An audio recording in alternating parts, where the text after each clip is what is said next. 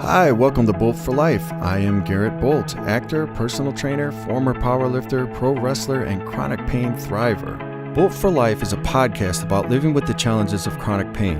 Our goal is to acknowledge, inspire, and relate to people living with chronic pain. I believe it is not only possible to survive, but to live a full life and thrive with chronic pain. No matter where you are in your journey, our mission is to give you the information and inspiration that will help you become Bult for Life.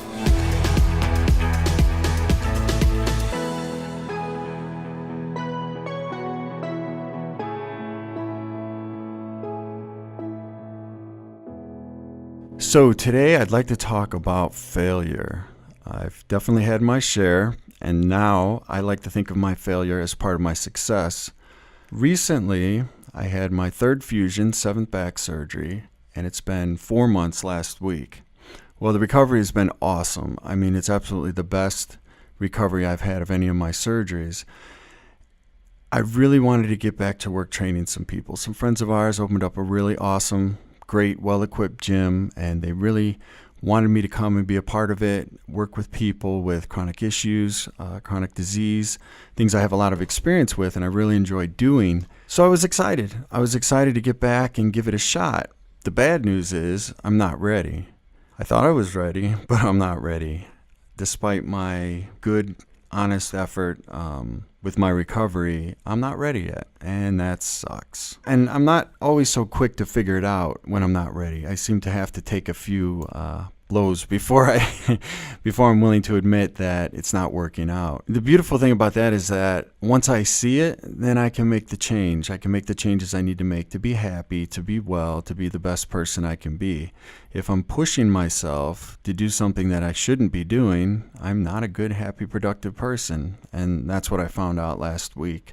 I started just training a friend of mine a couple days a week, getting back into the gym, and for every hour I was on my feet, I had to spend an hour to 2 hours laying down. That doesn't really balance out. And one of the things that I've learned along the way is that there has to be, a risk to benefit ratio. Is the risk of doing this worth the benefit? And it wasn't. And that sucks. It really pissed me off. I put my wife and my son and friends and family through probably more stress than there had to be. Now, at the same time, I very much feel like I need to keep working towards my goals and I need to keep moving forward. Obviously, it's hard work. Anybody with chronic pain knows it's hard just to get out of bed in the morning.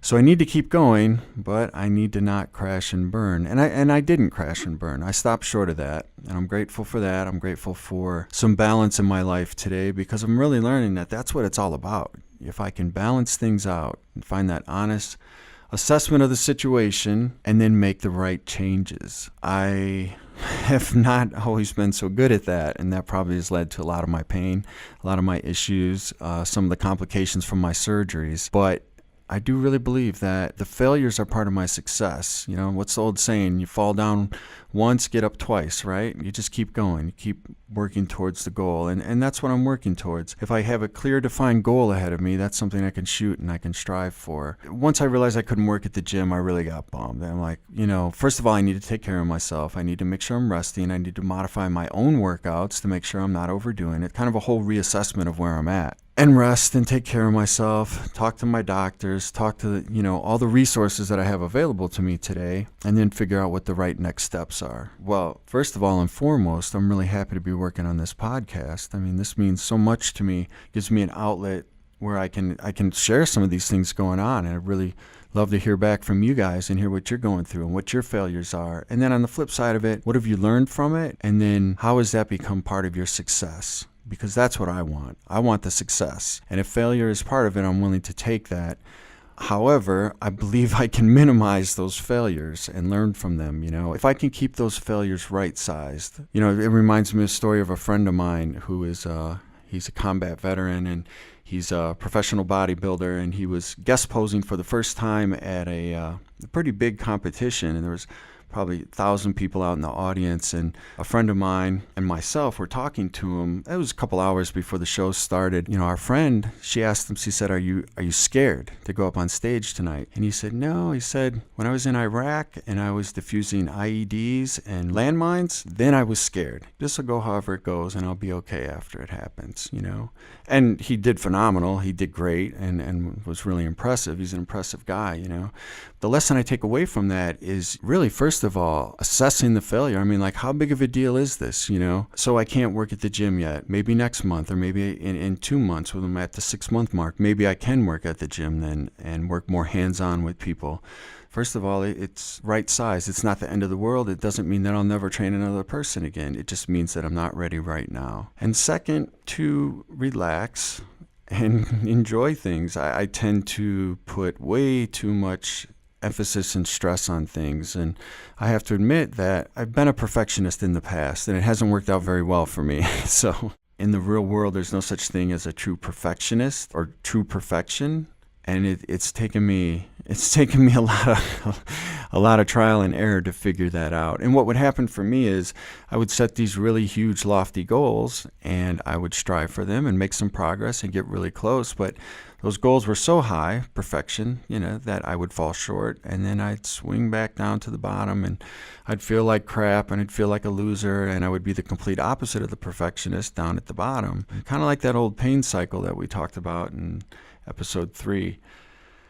And what I've learned today is that that's called an egomaniac with an inferiority complex. So it means that there's that part of me that wants everything perfect and shoots for these huge, lofty goals. And then if I don't reach them, which I won't because they're impossible goals, then I'm way down at the bottom of the barrel. And what happens is if I'm not careful, that circle keeps getting bigger and bigger and bigger every time I go around it. And I keep shooting higher and higher. And when I don't make it, I keep getting lower and lower. Now, that's not the right way for me to handle failure, right? That hasn't worked for me in the past, and I don't think it'll work for me in the future. But if I can catch that failure where it happens, and the fact of the matter is, this is the best recovery of any surgery that I've had. The fact that I was even able to get into the gym and start working with anybody, the fact that I could even spend that much time on my feet, all of that stuff is a success. So if I can keep it along that line, if I can stay at that higher place and not dip down so low, you know what? I'm already a lot higher up than I was when I started. Now, I understand that a lot of my goals and this story about working at the gym involves my physical goals and my physical recovery. And I know I can remember back some of my worst moments with chronic pain, just getting out of bed. And maybe you guys have some issues with just being able to concentrate long enough to pay some bills or to be able to deal with family members or children and work. I mean, maybe you guys can relate to some of that. I know one of the biggest challenges with chronic pain, and I've experienced this and other people have told me about, is just being able to concentrate and focus long enough, because it takes so much energy just to do the basic things. I know dealing with my family, when I push and I overextend myself, my family suffers. I can't give them my full attention. I have to lay down, I have to rest, and then even when I do, it's tough to be able to be present. And I don't know if you guys can relate to that. Just being able to function as a normal person, I think, is one of the most challenging parts. I can't play with my son. He's 6 years old and has a ton of energy, and that's a huge challenge. And I'm sure plenty of you guys can relate to that. Personal hygiene, I've talked to many other people with chronic pain, and just getting in the shower, getting in the bathtub, shaving, going out to get a haircut when you feel like crap. It sucks. It's hard. It's challenging. I talked about the big failure as far as the opportunity at the gym and not being ready. And I look at, there's a lot of little challenges throughout the day, and they may not seem like a big deal, but if you get enough of them, they add up. And I know for me, if I'm taking a day where I need to rest, and I do my daily to-do list, and I've got the chores sitting there, I've taken out the trash, doing the dishes, taking a shower, shaving. I put those things on my daily to-do list because they take my time and they take my energy, and I have to be able to factor them into my day. So, okay, well, you know what? The dishes didn't need to be done yet. And if I'm not careful, that's a failure. But if I'm not careful, that adds up, and it turns into, I took a shower, but I didn't shave. Well, that's a little failure. Okay. And then it starts to add up. So I think it's also important to be on the lookout for the little failures, and also to be kind to ourselves, balance it out and give things priority. This isn't defusing a landmine. It's not life or death. So I would have to make sure that I don't treat it that way. I don't want to make a mountain out of a molehill. But if there's enough molehills, they can add up to a mountain. At least they can for me. And I'm sure you guys can relate. A lot of the people I talk to with chronic pain talk about how tired they are, and it's draining. And I know RSD and CRPS, one of the side effects, one of the symptoms of RSD is fatigue, chronic fatigue. It just messes with the body and screws everything up. When I'm tired, hungry, angry, or alone, I'm more susceptible, any one of those things. The old saying, HALT, hungry, angry, lonely, or tired, and if I can look out and I can feel at least one of those things, eat a healthy snack, make sure I'm taking care of myself. Making food can be a huge challenge sometimes. It's easier to grab a couple of chips than it is to make a salad. It's anything that involves more time and effort. And I can remember the times just being able to standing at the stove can be a challenge. I think that those things are going to happen. It's just how I manage them. Those times when I've been laid up and unable to do the things that I want to do, one of the things that's helped me is to work on, first of all, changing my mindset. There's a lot of helpful information out there, but it's basically just being positive and optimistic, which it seems like maybe the most difficult thing to do when I'm in the height of my pain and unable to do the things that I want to do. But I have found if I can turn, oh shit, I have to lay down, this is horrible, I hate this sucks, to I now have an opportunity to rest my body and let it heal itself. It makes a big difference. It's just a matter of changing that thought. And I've heard it said before too, even with meditation and faith and all different things, is that you fake it until you make it. It's one strategy. And I have to admit, I've used that. I've done it. I've turned around. I catch myself saying, this sucks, I hate this. And I turn around and look at, okay, it's better than what I was doing because I was miserable and I couldn't do that. I now have an opportunity to lay down. How can I make this better? And from there, just changing the mindset into looking at how can I turn this into a positive? The situation is the same. The reality is the same, but it's my perception of it that makes the difference for me. With that, if I can learn to meditate, I know it's a vague term and there's a lot of different guided meditations and things that people use. I prefer to just close my eyes and focus on nothing. And simple yet very difficult to do. But like anything, it takes practice. Being positive and optimistic takes practice. Being able to bench press 400 pounds takes practice, but it all adds up. And it can start now. It can start right now, whatever it is you want to do. I've never been a big believer. Let me turn that around. I've always been a big believer in doing things as soon as possible. If I'm serious about doing it, I don't want to put it off. What can I do to help make that happen now, in the moment? Just staying in the moment can be a hugely, is that a word? I don't think that's a word. It can be a huge help if I stay in the moment, because honestly, that's the only thing that I can control is what I say and do and think in this very moment. So if I start with that and then build on it. I've mentioned before, that's how we train for powerlifting competitions. We start with a lighter weight. We do it a lot of times, and then progressively we increase the weight and we decrease the repetitions, So it's progressive. I have to continually add something to it. In that case, it's weight. In this case, it's repetition. It's a little bit, runners work the same thing. You're doing distance, you run this far, then you let your body heal, then you run a little further. So if I can change that mindset right off the bat, I'm already heading in the right direction.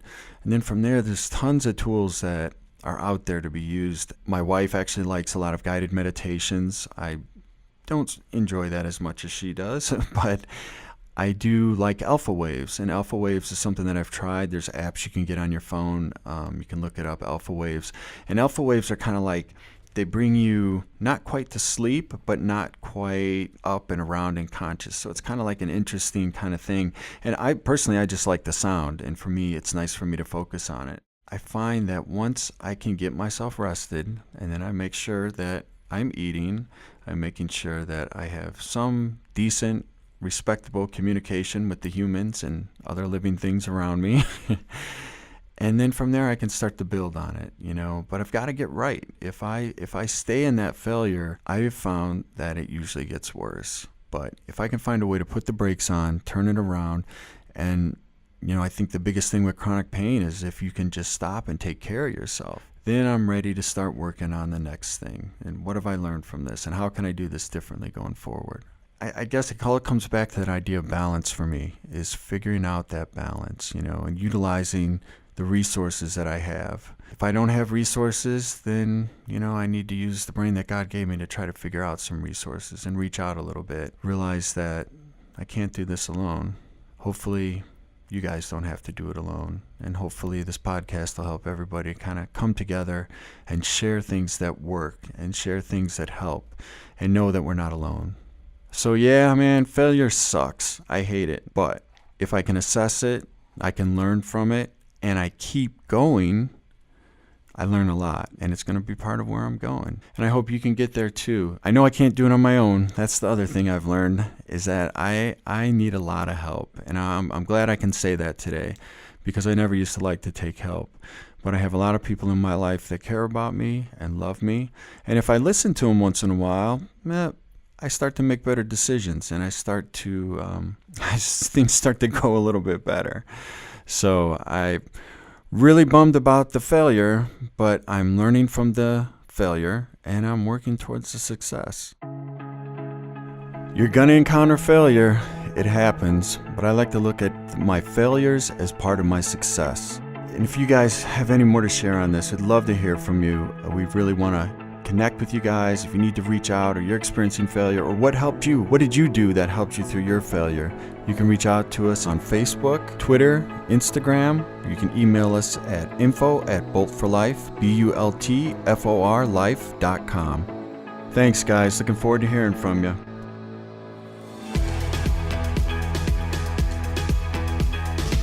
If you like what you hear, subscribe wherever you listen to Bult for Life. Thanks again. Keep going. This is Gerrit Bult for Bult for Life.